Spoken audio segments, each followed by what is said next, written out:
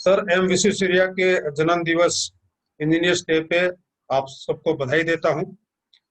इस कार्यक्रम के आयोजक industries, innovators, entrepreneurs, facilitators, academia associations, विज्ञान भारती, युवा कौशल भारत फाउंडेशन, मदद फाउंडेशन, इन सब का बहुत अभिनंदन करता हूं कि इस महत्वपूर्ण विषय पे कार्यशाला का और प्रोग्राम का आयोजन किया। इस प्रोग्राम में उपस्थित आदरणीय प्रोफेसर सुधीर भदौरिया जी, जनरल सेक्रेटरी विज्ञान भारती, एक कुशल इंजीनियर, प्रशासक, प्रोफेसर, एजुकेशनिस्ट और मेरे परम मित्र सुधीर जी का मैं अभिनंदन कर रहा हूं। इसके साथ ही इस कार्यक्रम में उपस्थित विद्याधर वैद्य जी, स्टेट प्रेसिडेंट विज्ञान भारती, श्री शिवम भाई मुंशी, स्टेट कोऑर्डिनेटर विज्ञान भारती, श्री सुनील कहार जी, डॉक्टर मोनिक जैन, इन सभी का बहुत बहुत अभिनंदन।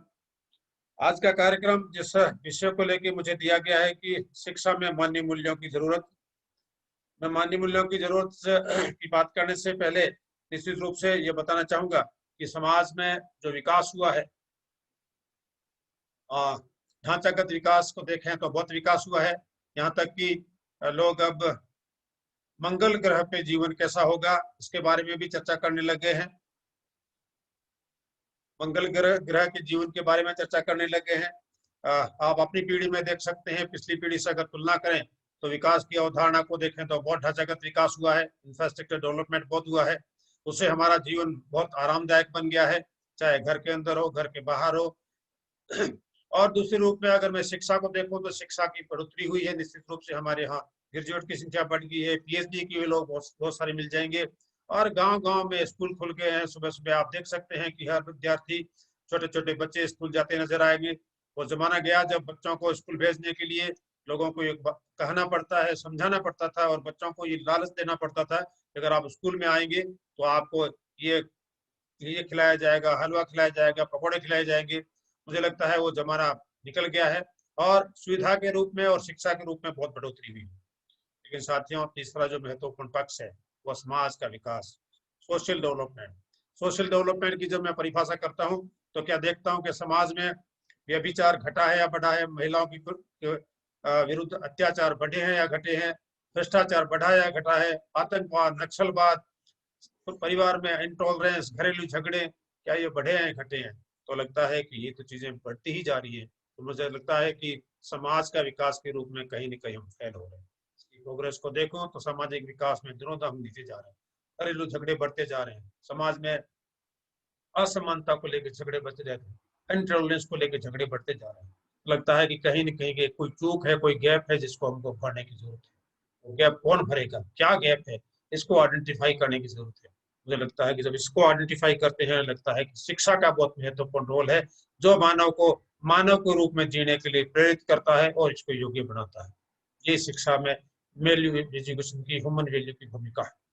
इस ह्यूमन वैल्यू की भूमिका को, क्योंकि बच्चे के जन्म से लेके और उसके परिवार से ये संस्कार शुरू हो जाते हैं, तो परिवार के बाद में जब स्कूल में आता है तो संस्कारित होता है, स्कूल के बाद में कॉलेज में आता है तो संस्कारित होता है।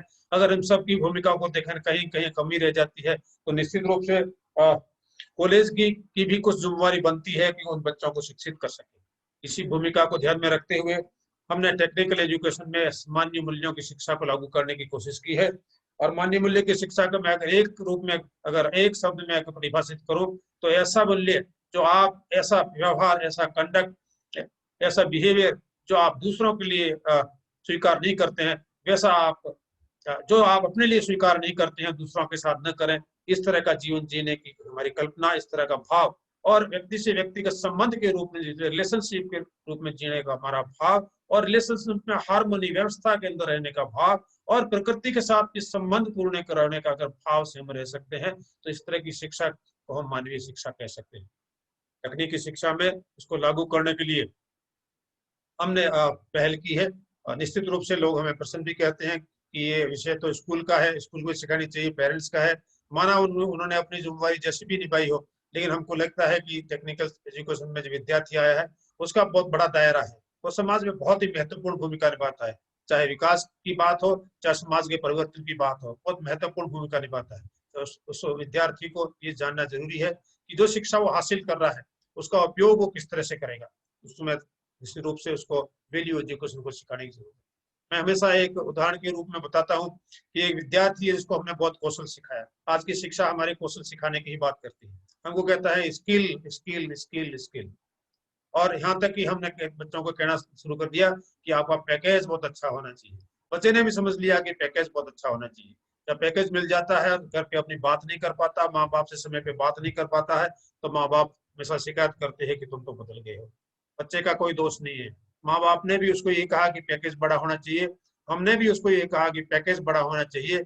अब जब पैकेज लेने के बाद उसको समय नहीं है, उस सुबह से शाम उस पैकेज की पूर्ति के लिए जो उसको जो टास्क दी है उसको करने में लगा हुआ है। उसको इस समझ की कमी है कि उसको जिस तरह से तैयार हुआ है वो समाज में इसकी क्या जिम्मेवारी है, घर में क्या जिम्मेवारी है, घर तो क्या खुद से खुद की क्या जिम्मेवारी है उसको भी नहीं जान पाता है। तब लगता है कि कौशल तो ठीक है, लेकिन कौशल से पहले इस कौशल का उपयोग कहाँ करना है ये समझने की जरूरत है। उसका उपयोग कहाँ करना है यानी वो समझ विकसित करने की जरूरत है कि क्या करना है, यानी मूल्य आधारित शिक्षा। कौशल होना जरूरी है लेकिन कौशल से पहले मूल्य होना चाहिए, इसलिए मूल्य आधारित शिक्षा होनी चाहिए, इसकी हमको जरूरत है। तकनीकी शिक्षा में इसको लागू करने के जो हमने प्रयास किया, मैं हमेशा एक उदाहरण के रूप में रखता हूँ कि एक इलेक्ट्रिकल इंजीनियर है जिसको हम बिजली बनाने का फार्मूला देते हैं, फार्मूला सिखाते हैं। उस फार्मूले से बिजली भी बनती है और उससे बम भी बनता है। ये तो विद्यार्थी पे है, उसके वैल्यूज पे है कि वो उसको बिजली बना के जन उपयोगी काम में लेता है या बम बना के विध्वंस करता है। तो जो कौशल हमने सिखाया है उसका उपयोग कहाँ होना चाहिए ये सिखाने की भी हमारी जरूरत है और हमारी आवश्यकता है। सिर्फ आवश्यकता ही नहीं, हमारी जिम्मेवारी है, टीचर्स की जिम्मेवारी है। इस विषय को हमने लागू किया है। मैं निश्चित रूप से इसके विस्तार में बताना छोटे समय में मुश्किल है, लेकिन फिर भी मैं थोड़ी सी समय में बताने की कोशिश करूंगा कि इस विषय को समझने के लिए हमको ये समझना पड़ेगा कि हमारी जरूरत क्या है, हम चाहते क्या है, हम जीवन में चाहते क्या है। ये सब जब जानते हैं कि किसी को पूछा जाए तो ये तो उत्तर देता है कि मैं जीना चाहता हूँ, लेकिन ये पूछता है जीना चाहते क्यों है, तो निश्चित रूप से उसको दिशा नहीं नजर आती, वो दिशा को पूरी तरह से परिभाषित नहीं कर पाता। मैं लगता हूँ कि हमारी स्थिति लगभग ऐसी है कि हम रेलवे स्टेशन के बुकिंग विंडो पे जाके पूछते हैं कि ये टिकट दीजिएगा, और सामने वाला पूछता है कि कहाँ जाना है, उनको बोलते हैं कहाँ जाना है ये मत पूछो, हमको टिकट दो, फर्स्ट क्लास का टिकट दो, वहाँ सारी व्यवस्था होनी चाहिए, सब फैसिलिटी होनी चाहिए, वो फिर पूछेगा कहाँ जाना है। मुझे लगता है कि हमारे पास कहाँ जाने का उत्तर नहीं है। हमको व्यवस्था सारी चाहिए, व्यवस्था सारी क्या ये भी चाहिए कि हमको क्या चाहिए उसका भी ज्ञान नहीं है, कितना चाहिए इतना भी इसका भी ज्ञान नहीं है, लेकिन कहाँ जाना है ये पता नहीं है। तो इसको परिभाषित करने के लिए हमने जो व्यवस्था लागू की है, मूल्य आधारित शिक्षा का मतलब क्या है कि मानव का आचरण ऐसा हो जो मानव से अपेक्षित है। अपेक्षित आचरण की जब मैं बात करता हूँ, एक पौधा वैसा ही होता है जैसा उसका बीज होता है, एक पशु वैसा ही होता है जैसे उसकी नस्ल होती है, लेकिन क्या माँ बाप जैसे है उसकी संतान वैसी होगी, ये निश्चित नहीं कह सकते। क्या शाकाहारी माँ बाप की संतान शाकाहारी ही रहेगी, वो निश्चित रूप से नहीं कह सकता। लेकिन गाय तो हमेशा घास ही खाएगी, शेर तो हमेशा मांस ही खाएगा, उसका आचरण तो निश्चित है, लेकिन मानव का आचरण निश्चित नहीं होगा। कुछ आचरण को निश्चित करने के लिए हमको शिक्षा की जरूरत है, शिक्षा संस्कार ही उसको निश्चित आचरण सिखा सकती है, ये शिक्षा देने की जिम्मेवारी है। तो मैं इस बात को आगे बढ़ाता हूं, तो सबसे पहले हम चाहते क्या है जीवन में, इसको अगर समझ लें और उस जीवन को हासिल करने के लिए हमें क्या करना चाहिए, इस दो बातों को समझ लें तो मुझे लगता है कि हमारा जीवन आसान हो जाता है। तो हम सभी लोग दो चीजें चाहते हैं, हम सुखी होना चाहते हैं, हम समृद्ध होना चाहते हैं। हर व्यक्ति इन दो चीजों में ही चाहता है, सुखी रहूं, समृद्ध रहूं, और इन दोनों की निरंतरता बनी रहे, बस इतना ही चाहता है। चाहे वो अमीर हो, चाहे गरीब हो, चाहे नौकर हो, चाहे चाकर हो, वो सभी यही लोग तो चाहते हैं। तो इन दो चीजों को समझने के लिए मुझे लगता है कि उनकी व्यवस्था को समझना चाहते हैं कि इस दो चीजों को हासिल कैसे कर सकता है। इन दो चीजों को हासिल करते हैं उसके जीवन को देखें तो दो स्तर पे उसको जीवन को जीना होता है। एक उनको सुविधाओं का संग्रहण करना होता है, और दूसरा संबंध पूर्व रहने की उसको कला सीखनी होती है। उसको जीवन का व्यवहार को संबंध पूर्व कैसे रह सकता है। जब सुविधाओं के बारे में बात करें तो हमारे जो भौतिक आवश्यकता है उसकी पूर्ति के लिए हमको क्या क्या चाहिए, तो उसके लिए हम सुबह शाम मेहनत करते हैं, दौड़ते रहते हैं, और इतने दौड़ते रहते हैं कि हमको पता ही देता है कि सुविधा जो हम जिसको हासिल करते हैं वो पूर्ण हुई या नहीं। एक सुविधा की पूर्ति करते हैं, दूसरी ही नहीं, कई सारी सुविधाओं के लिए हम लिस्ट बना लेते हैं और पूरा जीवन से दौड़ते दौड़ते निकाल लेते हैं। लगता है हमें तो कभी कभी तो ये लगता है कि उस सुविधाओं के संग्रहण के लिए ही पैदा हुए और उससे कहीं न कहीं हमारे संबंध पीछे छूट जाते हैं। जब संबंध पीछे जुड़ जाते हैं, उसको देखते हैं तो हम दिन भर काम करते हैं, अपने घर के लिए ही काम करते हैं। जब शाम को घर आते हैं तो लगता है कि हमारे पास शिकायतों की लिस्ट मिलती है। जब शिकायतों की लिस्ट मिलती है तो लगता है कि कहाँ चूक हो गई। एक जमाना था कि घर में एक व्यक्ति कमाता था और उसको 5 व्यक्ति उसको भरण पोषण के लिए उसका भरण पोषण करता है। आज दोनों कमाते हैं लेकिन झगड़ रहे हैं। आप देख सकते हैं समाज में जितने तलाक के केसेस बढ़ रहे हैं, फैमिली डिस्प्यूट बढ़ रहे हैं, वो सब कोई अनपढ़ लोगों में नहीं बढ़ रहे हैं, गरीब लोगों में नहीं बढ़ रहे हैं, हम पढ़े लिखे जो सुविधा संपन्न लोगों में बढ़ रहे हैं। समझता हूँ हर व्यक्ति सुविधा संपन्न और सुखी होना चाहता है, लेकिन सुविधा का निर्धारण नहीं कर पाता उसको सुविधा चाहिए कितनी। उसने ये सोच लिया है कि मेरे घर में अगर ज्यादा से ज्यादा सुविधा होगी तो सुखी हो पाऊंगा। इस गलत भाव से वो हमेशा काम करता रहता है। आप अपने आसपास देख सकते हैं, अगर हमारे उदाहरण के लिए मैं तो हमारे घर में सारी व्यवस्था है, अच्छा घर है, सब रहने की अच्छी व्यवस्था है, लेकिन अगर घर में झगड़ा होता तो हमको नींद नहीं आती। हमारे पास एसी भी है, कूलर कूलर भी है, अच्छा बेड भी है, सब कुछ है, लेकिन नींद नहीं आती।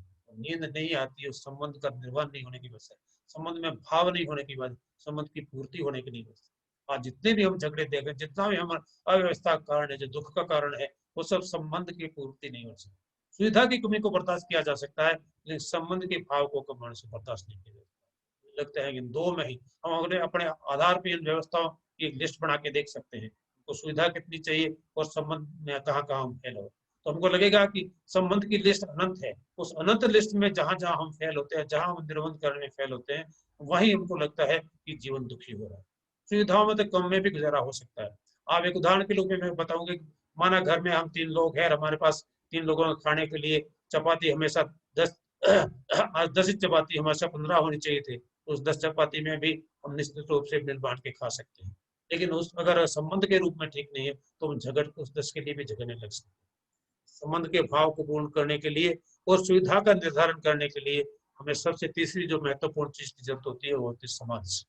सही समझ कि हमको सुविधा कितनी चाहिए, सुविधा भी में कितना समय लगाना है और संबंध पे कितना समय लगाना है, या इनमें से किसी एक को छोड़ भी सकते हैं। क्या हम संबंध को पूरा छोड़ दें, सारा सुविधा पे थोड़ा ध्यान लगा लें, तो ये सोच के लगाएं कि सुविधा से जो हमको सुख मिलने वाला है उससे संबंध तो अपने आप ही ठीक हो जाएगा। मुझे लगता है ये भूल आजकल हम कर रहे हैं। हमारा सारा ध्यान सुविधा के संग्रहण में लगा हुआ है और उस संग्रहण को ये करते हुए इस भाव मन में रहता है कि इससे रिलेशन तो अपने आप ही ठीक होते हैं। यही वजह है कि हम अपने आप को सुख को बाहर ढूंढते हैं। इस सुख को बाहर की बजाय अंदर ढूंढने के लिए हमको सही समझ की जरूरत होती है। आप अपने लेवल पे देख सकते हैं, समय की कमी के कारण मैं आपको विस्तार से आपको चर्चा के माध्यम से समझाने के लिए समय संभव नहीं हो पा रहा। आप अपने लेवल पे देख सकते हैं कि संबंध के रूप में हम कहाँ कहाँ फेल हो रहे हैं और सुविधा की आवश्यकता हम कितना समय लगा रखें और इनकी प्रायोरिटी क्या होनी चाहिए जीवन में। इन तीन चीजों में संबंध, सुविधा और सही समझ, इनमें इनकी प्रायोरिटी क्या हो सकती है। साथियों, सुविधा तो जानवर को भी चाहिए, जब भूखा होता है उसको भोजन चाहिए, जब पानी चाहिए, जब बरसात आती है इसको शेल्टर चाहिए। इंसान को भी सुविधा चाहिए, लेकिन जानवर को जो सुविधा मिलती है, भोजन मिलता है तो आराम से बैठता है। आपने देखा होगा सड़क के बीचों बीच गाय बैठी जुगाली करती थी, किसी की चिंता नहीं करती क्योंकि जो भोजन मिला हुआ। लेकिन इंसान के लिए सिर्फ इतना सुविधाएं पर्याप्त नहीं है, उसको सुविधा के साथ साथ संबंध भी चाहिए। तो जो जीवन अगर हम सुविधाओं के संबंध में ही जीते हैं तो मुझे लगता है कहीं कहीं हम एनिमल कॉन्शियसनेस की तरफ तो नहीं जी रहे। हमको अपने आप पे आत्मनिरीक्षण करने की जरूरत है, सोचने की जरूरत है। अगर इन तीन चीजों में ही हमारा जीवन संपन्न होता है तो निश्चित रूप से हमको देखना पड़ता है कि इसकी प्रायोरिटी क्या हो सकती है। सही समझ, हमारे संबंध, और जब मैं संबंध के पूर्व बात करता हूँ तो मैं सिर्फ ब्लड रिलेशनशिप की बात नहीं करता, मानव से संबंध की बात करता हूँ। तो मानव से मानव के संबंध से हमारे कैसे हैं उसके हमको की जरूरत है। हमेशा मानव मानव के साथ ही रहना चाहिए। आप कल्पना करके देख लीजिए कि आपको जंगल में रहने के लिए कहा जाए, आपको सारी सुविधा वहां दी जाए, लेकिन किसी से बात करने नहीं दिया जाए, शहर में जाने नहीं जाए, गाँव में जाने नहीं जाए, व्यक्ति से मिलना नहीं जाए, तो आपका जीवन दुर्भर हो जाएगा। संबंध सबसे महत्वपूर्ण है, सुविधा के बाद में उसका दूसरा स्थान आता है। अगर ये भाव से हम जीते हैं तो एक प्रायोरिटी मैंने अपनी तरफ से लिखी है कि सबसे पहले ये सही समझ हो कि हमारे संबंध के रूप में हम मानव से मानव संबंध के रूप में कैसे जी सकते हैं। उसके जीने के लिए हमारी क्या रिक्वायरमेंट है, क्या नियम कानून कायदे हैं, और उस नियम कानून कायदों को हम अपने आचरण में कैसे ला सकते हैं। दोस्तों, ये विषय भाषण का नहीं है, ये विषय मोटिवेशन का नहीं है, ये विषय ट्रांसफॉर्मेशन का है। और ट्रांसफॉर्मेशन का विषय तभी हो सकता है जो आप बात कहते हैं उसको व्यवहार में ढाल के बता सकते हैं, उसके आचरण में आनी चाहिए। जब वो कंडक्ट में आती है तो दो चीजों से लगती है, हमारे कार्य में परिवर्तित होती है, व्यवहार में परिवर्तित हमारा कार्य और व्यवहार दोनों से ये संबंध पूर्वक भाव दिखना चाहिए, चाहे हमारा घर हो, चाहे हमारा वर्क प्लेस हो, चाहे हमारा पड़ोसी हो, चाहे मानव से मानव हो। तो हमारी पहली प्रायोरिटी अगर राइट समझ, और राइट समझ से दूसरी प्रायोरिटी बढ़ती है सही संबंध। अगर इस संबंध के साथ हम जीते हैं तो हमको ये भी भान हो जाता है कि हमको सुविधा कितनी चाहिए, उस सुविधा का निर्धारण भी ये निश्चित रूप से कर पाते हैं। इस तरह की भाव को, इस तरह के जीवन को मैंने इस रूप में कहा है कि अगर संबंध पूर्वक जीते हैं तो हम खुद स्वयं सुखी होते हैं, और सुखी होना ही तो हमारा उद्देश्य है। हम खुद सुखी होते हैं तो हम दूसरों को भी सुखी कर सकते हैं। आप देख सकते हैं अपने कार्य में देख सकते हैं, जब किसी न किसी बात से कोई दुखी होकर आते हैं, परेशान होकर आते हैं, चाहे हमारे घर से परेशान हो गया है, चाहे अपने बॉस की वार्तालाप से परेशान आया है, किसी वजह से परेशान हो गया है, तो हमारे संपर्क में आने वाला दूसरा व्यक्ति भी परेशान ही होता है। यानी दुखी आदमी दूसरे को दुखी ही कर सकता है, और सुखी आदमी ही दूसरे को सुखी करता है। इसलिए इसको कहा है म्यूचुअल हैप्पीनेस और बेसुख। इस बेसुख में जीवन को जीते हुए जब हम ये तय करते हैं कि हमको सुविधा कितनी चाहिए, तब मैं निश्चित रूप से दूसरे का भी ध्यान रखता हूँ कि मैं उतना ही लूँ जितना मुझे जरूरत है, बचा हुआ मैं दूसरे के रूप में छोड़ दूँ, मैं भी प्रॉस्पर्स होता हूँ और दूसरा भी प्रॉस्पर। मैं ये कहा गया, हमें हमेशा सिखाया भी गया है, लेकिन मुझे लगता है हम जानते हैं, मानते हैं, लेकिन अपनाते नहीं। हमको ये हमेशा ही कहा गया कि सर्वे भवन्तु सुखिनः, सबके सुख की हम कामना करें। हमको ये भी कहा गया है कि वसुधैव कुटुंबकम, पूरी पृथ्वी पे रहने वाले सभी लोग हमारे अपना ही कुटुंब है। हमारा भाव जो है उनके साथ संबंध का भाव कुटुंब जैसा भाव होना चाहिए। इस तरह की कल्पना के साथ हमारा जीवन, लेकिन मुझे लगता है कि नारा ही बन के रह गया, उस नारा न बने और व्यवहार में लाए, इसके लिए इस शिक्षा की जरूरत है, जिसको हमने टेक्निकल एजुकेशन में लागू किया है। ये भाव कि हम सुखी होना चाहते हैं, समृद्ध रहना चाहते हैं। आज की मैं स्थिति देखूं तो मैंने इस फिगर में सबसे नीचे के रूप में दिखाया, जो लाल घोड़ा दिख रहा है, जिसमें लगता है कि हम सारा का सारा जीवन हमारी राइट अंडरस्टैंडिंग गायब हो चुकी है। संबंध के साथ जीवन कैसा जीना चाहिए वो गायब हो चुका है। सिर्फ सुविधा के लिए हम जीवन जी रहे हैं, और ये सोच के जी रहे हैं कि हमारे पास अगर ज्यादा से ज्यादा सुविधा होगी तो अंततः हम सुखी हो जाएंगे और हमारे रिलेशनशिप अपने आप ठीक हो जाएगी। इसी समझ से जी रहे हैं। आप देख सकते हैं अपने आसपास, अपने अपने आप में देख सकते हैं, हम खुद भी हमेशा सुबह से शाम तक सुविधाओं का संग्रहण करने में लगी हुई है, इस कोस्ट पे कि हमारे रिलेशनशिप कैसे हैं, ये समाज हमारी कैसी है। इस तरह के जीवन की जो कल्पना है, उससे हम न तो खुद खुश होते हैं, न दूसरों को खुश कर सकते हैं। ये तो लगभग ऐसा है कि सभी लोग, तीन तरह के लोग दुनिया में नजर आते हैं। एक वो है जिनके पास सुविधा नहीं है, इसलिए वो दुखी है, दरिद्र है। एक वो है जो सुविधा संपन्न है, लेकिन संपन्नता का भाव नहीं है, संपन्नता का भाव नहीं, इसलिए वो दुखी है, दरिद्र है। लेकिन होना क्या चाहते हैं? सभी लोग सुविधा संपन्न, सुखी और समृद्ध होना चाहते हैं। तो हमारी यात्रा तो सुखी और समृद्ध होने की है, लेकिन इन दो के बीच में या तो हम सुविधा विहीन है, या सुविधा का होने का भाव नहीं है, इसलिए दुखी और दरिद्र है। ये जो विषय है, यहाँ से हमारा ट्रांसपोर्शन एक म्यूचुअल फिजिकल फैसिलिटी से के भाव से बढ़कर हम अगर इस तरह से जीते हैं कि हमारी समझ ये बने कि संबंध पहले है और उसके आधार पर सुविधाओं को तय करते हैं, तो हमारी यात्रा तय होती है। इस यात्रा को ही हम होलिस्टिक डेवलपमेंट कर सकते हैं, समग्र विकास कहते हैं। और इस समग्र विकास की अवधारणा को समझना और अपने आप में लागू करना, इसको हमने ह्यूमन कॉन्शियसनेस कहा। ह्यूमन कॉन्शियसनेस को स्थापित करना और व्यवहार में लाना, ये ही ह्यूमन वैल्यू एजुकेशन का उद्देश्य है। जब मैं समझ की बात करूं तो, और ये हमारा रास्ता है, ये रास्ता हमको सबको अपने आप में एक्सप्लोर करना है, इसको कोई दूसरा नहीं बताना वाला है। ऐसा नहीं कि मैंने आपको बता दिया, मैं इस चीज के आ गया, मैं पढ़ के आ गया बताने। आप खुद अपने अपना जीवन में देख सकते हैं, क्योंकि मैं इस यहाँ जितनी भी चर्चा करने वाला हूँ वो सारी चर्चा वो यूनिवर्सल है, वो सार्वभौमिक है। यूनिवर्सल की बात करता हूँ मैं, जब सार्वभौमिक की बात करता हूँ तो निश्चित रूप से जो मैं वैल्यू की बात करता हूँ, वैल्यू मेरे पे भी लागू होती है, आप पे भी लागू होती है, हिंदुस्तानी पे भी लागू होती है, पाकिस्तानी भी लागू होती है, अमेरिकन भी लागू होती है। इसलिए सार्वभौमिक जो चीजें हैं, यूनिवर्सल है, उसको तर्क संगत आधार पर समझाया जा सकता है, जिया जा सकता है। सही अंडरस्टैंडिंग, राइट अंडरस्टैंडिंग, समझ जो खुद में विकसित होनी चाहिए, उसकी बात करूं तो हमारा जीवन कितना है, हमारा सबका जीवन सिर्फ 4 स्तर का, सिर्फ 4 स्तर का। मैं इसलिए कहूंगा कि मैं खुद हूँ, मेरा परिवार है, परिवार का एक्सटेंशन मेरी सोसाइटी है, सोसाइटी को मैं टोटल रूप में देखूं तो मानव से मानव जो है सोसाइटी है। हमारे तो हमेशा ही कहा गया है कि वसुधैव कुटुंबकम, सारी पृथ्वी पे रहने वाले हमारे अपने ही हैं। और चौथा है नेचर एग्जिस्टेंस, जिसमें हम रहते हैं। मनुष्य को छोड़ के सभी लोग व्यवस्थित है। आप देखते हैं धरती, आकाश, तारे, सूरज, सभी अपनी अपनी गति से अपने अपने स्थान से चल रहे हैं। पदार्थ को देखें तो पदार्थ भी अपनी तरह से रिएक्शन करता है, एक दूसरे के संपर्क में आता है, अणु परमाणु ऐसा ही काम कर रहे हैं। पेड़ पौधे भी अपना जीवन वैसे ही जी रहे हैं, पशु पक्षी वैसे ही जी रहे हैं, लेकिन जो इंसान है उसको इन सभी के साथ में हारमोनी में रहने की जरूरत है। जैसे 4 स्तर की हारमोनी, हारमोनी खुद के अंदर, हारमोनी फैमिली में, हारमोनी सोसाइटी में और हारमोनी नेचर में। अगर इस बात की अंडरस्टैंडिंग को डेवलप करना ही शिक्षा का उद्देश्य है। 4 स्तर की व्यवस्था में जीने की शिक्षा देना, व्यवस्था का आचरण विकसित करना, ये शिक्षा का उद्देश्य है। ये समझ सके कि इन 4 स्तर की व्यवस्था में उसका रोल क्या है, उसकी रेस्पॉन्सिबिलिटी क्या है। रोल और रेस्पॉन्सिबिलिटी को समझ ले और उसको ईमानदारी से निर्वहन कर ले, यही उसका जीवन है। और इसका जितना जितना इस 4 स्तर की हारमोनी में वो जी पाता है, रह पाता है, खुद में और परिवार में, सोसाइटी में और नेचर में, इन 4 स्तर की व्यवस्था में जो रह पाता है उसी को हम संस्कार कहते हैं।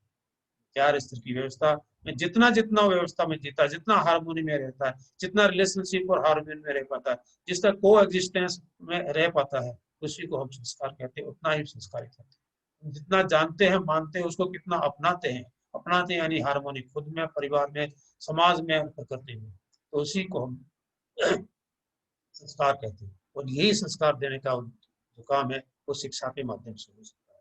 तो इस तरह का जीवन बनता है, उसको हमने ह्यूमन कॉन्शियसनेस कहा है। और उस तरह का जीवन में खुद भी सुखी होता है, दूसरे को भी सुखी करता है, खुद प्रोस्पर्स होता है और बची हुई चीजें जो दूसरों की प्रोस्पेरिटी के लिए सोचता है, इसलिए उसको म्यूचुअल प्रोस्पेरिटी कहा है। इस तरह के जो समाज बनता है इसी को अखंड समाज कहा जा सकता है, या वसुधैव कुटुंबकम कहा जा सकता है। थोड़ी सी बात मैं इस हारमोनी के बारे में और करना चाहूंगा, समय की मर्यादा को ध्यान में रखते हुए। जब मैं सेल्फ में हारमोनी की बात करता हूँ, स्वयं में हारमोनी की बात करता हूँ, तो मैं जो हूँ, मैं दो हूँ, एक मैं बॉडी हूँ और दूसरा सेल्फ है। एक शरीर है और मैं है, दोनों सह अस्तित्व में है। दोनों अलग अलग भी देखे जा सकते हैं, लेकिन दोनों एक है, एक दूसरे के पूरक है। मेरा शरीर और मेरा सेल्फ, मेरा बॉडी और मेरा सेल्फ, ये दोनों के पूरक है।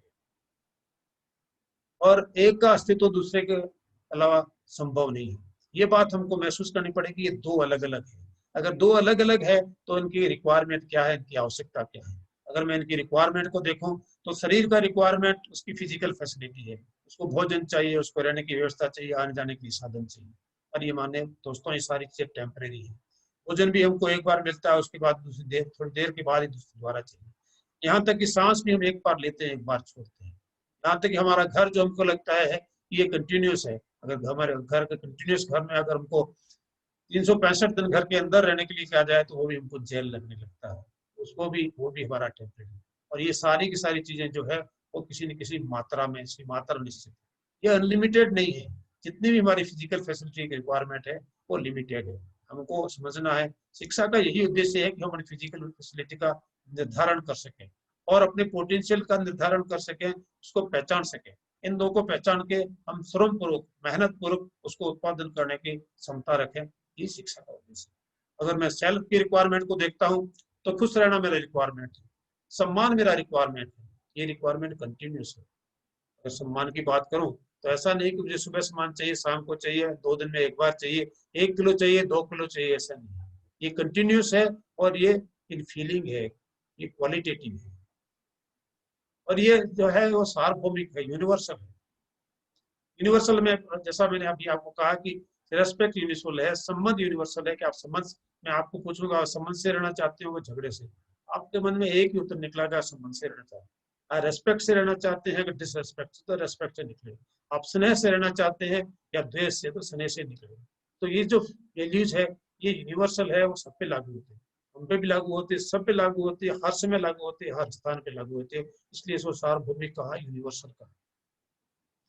जो सेल्फ की आवश्यकता है वो सार्वभौमिक है, रेस्पेक्ट है, रिलेशनशिप है, स्नेह है, अफेक्शन है, ये सारी चीजें जो है वो सेल्फ का रिक्वायरमेंट है और सार्वभौमिक है और ये कंटिन्यूस है। इसलिए इन दोनों में फर्क करने की, समझने की जरूरत है कि क्या हम कहीं फिजिकल रिक्वायरमेंट को पूरा करते करते ये तो नहीं सोच रहे हैं कि फिजिकल रिक्वायरमेंट पूरी होने से हमारे सेल्फ के रिक्वायरमेंट पूरी हो जाएंगे।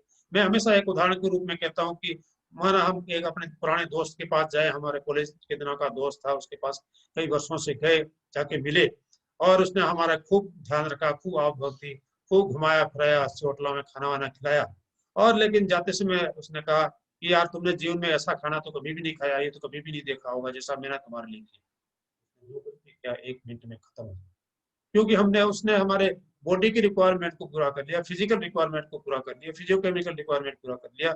जो हमारे सेल्फ रिक्वायरमेंट था, सम्मान जो हमारा सेल्फ रिक्वायरमेंट था, उसको कहीं ठेस लगी वो हमको कतई पसंद नहीं था, कतई स्वीकार नहीं था।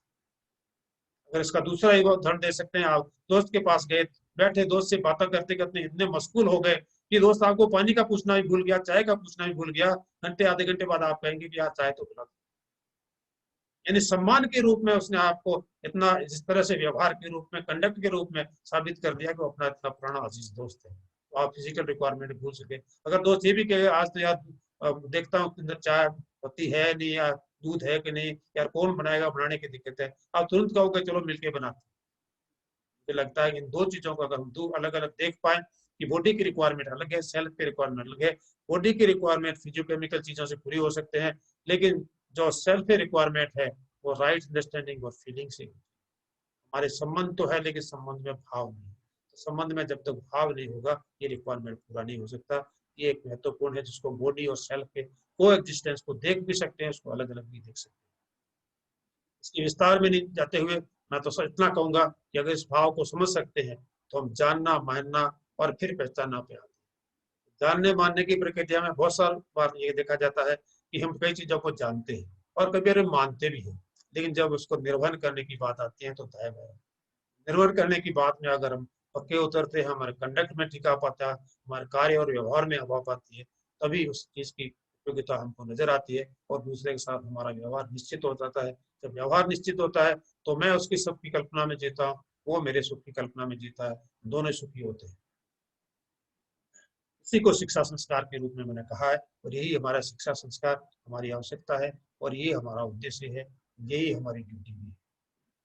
एक दूसरी चीज थोड़े से समय के लिए, तो दूसरा जो मैंने कहा कि दूसरी हार्मोनी हमको चाहिए, सेल्फ के बाद दूसरी हार्मोनी जो है हार्मोनी परिवार। आजकल जितने भी आप समस्या देख रहे हैं, नजर आ रहे हैं, परिवार तो छोटे होते जा रहे हैं लेकिन समस्या बढ़ती जा रही है। पहले परिवार बड़े थे, व्यवस्थाएं बहुत कम थी, सुविधाएं बहुत कम थी, लेकिन बहुत ही सहज आराम से सुखी परिवार में थे। लेकिन अब व्यवस्था बढ़ गई है लेकिन परेशानियां बहुत ज्यादा बढ़ गई। आप तलाक के केसेस देख सकते हैं। एक बार कोई मेरा व्यक्ति एक नोएडा के बारे में बता रहा था कि नोएडा में सबसे ज्यादा केस है, और सबसे ज्यादा केसेस उन लोगों के हैं जिनकी शादी को 1 साल ही हुआ है। और वो ऐसा ऐसा भी नहीं है कि वहाँ उनको कोई किसी तरह की सुविधा की कमी, वैसे लगभग दोनों ही नौकरी करने वाले हैं, और सुविधा के रूप में देखें तो उनको सब तरह की सुविधा है उनके पास। तो लगता है कि कोई तो चीज है जो मिस हो रही है। अगर मैं परिवार में देखूं तो परिवार जो हमें जिस तरह से संबंध के पूर्ण में रहना चाहिए, उसके कुछ भावों को देखो तो इस तरह से 9 भाव को आइडेंटिफाई किया मैंने, यहाँ पे लिस्ट किया है। सबसे पहला है ट्रस्ट, विश्वास, फिर रेस्पेक्ट, अफेक्शन, केयर, गाइडेंस, और अंत में जो है प्रेम, जिसको संपूर्ण मूल्य का आधार मूल्य है। ट्रस्ट, विश्वास हम सबका परिवार का आधार है, और प्रेम उसका संपूर्ण भाव है। अगर आधार को मैं परिभाषित करूं तो इस तरह कह सकते हैं कि हम एक दूसरे से इस तरह से आश्वस्त है कि वो मेरे सुख के लिए जी रहा है, मैं उसके सुख समृद्धि के लिए जी रहा हूँ। मुझे लगता है कि किसी बात को लेके हम इस भाव को पहचान नहीं पाते। उदाहरण के लिए हमेशा मैं साधारण सा उदाहरण आपके सामने रखूं कि माना एक टेबल पे ग्लास रखी, मेरा हाथ लगे और गिर जाए, तो मैं यही कहूंगा कि यहाँ ग्लास किसने रख दी, इसको ध्यान देना चाहिए कि यहाँ रखने से हाथ लग सकता है, उसको तुरंत उठानी चाहिए। अगर ये मैं गलती 100 बार भी करूँ तो मैं कोई ना कोई इसका रीजन ढूंढूंगा कि मेरी गलती नहीं है भाई, मेरी कोई मिस्टेक नहीं है, इस तरह से हो गया। तो दूसरा व्यक्ति घर का ही दूसरा व्यक्ति पहली बार क्या है तो मेरे तुरंत भाव आएगा, मुझे तो लग ही रहा कि तुम उसको गिराने वाले, जिस तरह से तुम चल रहे थे मुझे लग रहा है कि तुमसे ठोकर मारने वाले, जिस तरह तुम मोबाइल देखते हुए आए तो मुझे लग रहा करने वाले। हम उसके इंटेंशन पे डाउट करते हैं। ये डाउट ऑफ इंटेंशन से हमारा ट्रस्ट को, हमेशा ट्रस्ट को, विश्वास को तोड़ता है। वो सबसे बड़ा रीजन है जो हमारा अंतिम जो बात है मूल्य जो प्रेम है। प्रेम के बारे में मैं इतना सा कहना चाहूंगा कि कबीर ने ये बहुत पहले इस बात को समझा और कहा था कि पोथी पढ़ पर जग मिया और पंडित भया न हो, ढाई आखर प्रेम का पढ़े सो पंडित हो। यानी इस साधारण सी जो कविता थी उसने बात को समझा कि प्रेम पूर्वक हम जीवन को रह सकते हैं, और उसको विश्वास से और विश्वास से लेकर प्रेम तक रह सकते हैं, अपने आधार और अपने विश्वास में ला सकते हैं, तभी हमारा जीवन संभव। यहाँ तक कि रहीमन ने तो ये भी कहा था कि रहीमन धागा प्रेम का मत तोड़ो छिटका है, टूटे फिर ना जुड़े, जुड़े गांठ बन पाए, यानी उसमें फिर जुड़ भी जाएगा तो कहीं न कहीं तो ये गांठ आ ही जाएगी। तो ये हमारे जीवन का आधार है, नौ मूल्य है। तो अभी समय की ध्यान में रखते मैं विस्तार से नहीं जा पाऊंगा, सिर्फ इतना ही कहूंगा कि ये हमारे विद्यार्थी को 4 स्तर के जीवन को सिखाने की जो कल्पना है हमने अपनी यूनिवर्सिटी में लागू की है। एक स्ट्रक्चरल कोर्स बना है, इसमें 4 टॉपिक है। मैं स्वयं का एक्सप्लोरेशन, परिवार में जीने की नियम कानून कायदे, और फिर समाज के जीवन और प्रकृति के साथ सहभागिता से कैसे जी सकते हैं, इसको हमने किया है। इसको करने के लिए स्ट्रक्चर कोर्स बना है, उसकी ट्रेनिंग बनी है। सबसे पहले उस ट्रेनिंग को मैं ही करके आया। वो अक्सर कहते हैं कि हर आदमी स्वर्ग में तो जाना चाहता है, लेकिन स्वर्ग में जाने के लिए मरना पड़ता है, मरना कोई नहीं चाहता। तो मुझे लगा कि भाषण देने का विषय नहीं है, कोर्स तो मैं लागू कर दूंगा, लेकिन इस कोर्स को विद्यार्थी तक पहुंचाने के लिए इस कड़ी में जो टीचर आता है उसकी भी ट्रेनिंग होनी चाहिए। उस ट्रेनिंग से पहले मेरी ट्रेनिंग होनी चाहिए कि इस विषय को समझूं। मैं IIT कानपुर में 8 दिन की ट्रेनिंग सुबह 9 से लेके और शाम को 7 बजे इन्हीं 4 विषयों को तर्क संगत तरीके से समझा, क्योंकि जो भी यूनिवर्सल वैल्यूज है वो तर्क संगत समझा जा सकता है, समझ के अपने आप अपनाया जा सकता है, और अपना से आने से आपको लगे कि इसके हम हार्मोनियस जीवन जी सकते हैं, सुखी जीवन जी सकते हैं, तो जीवन को जिया जा सकता है। ये अपने आप पे एक्सप्लोर करने की चीज है, और ये लेबोरेटरी एक्सप्लोर कहीं दूर नहीं है, हमारे अपने पास हमारा घर उसकी लेबोरेटरी है, हमारा वर्क प्लेस उसकी लेबोरेटरी है, हमारे दोस्त उसकी लेबोरेटरी है, हमारी प्रकृति उसकी लेबोरेटरी। वापस आके मैंने अपने फैकल्टी का ह्यूमन को वर्कशॉप कराए, और अब तक मुझे बताते बहुत अच्छा लगा कि बीकानेर टेक्निक ने लगभग 600 प्लस टीचर का इस तरह का वर्कशॉप कराया है। सब लोग बहुत ही हार्मोनियस जीवन जीने की धारा में आगे बढ़ रहे हैं, और उन्हीं टीचर्स ने ये अब इस बार कोविड के टाइम था ना कि हमको इस तरह का वर्कशॉप के माध्यम से बच्चों तक जाना चाहिए।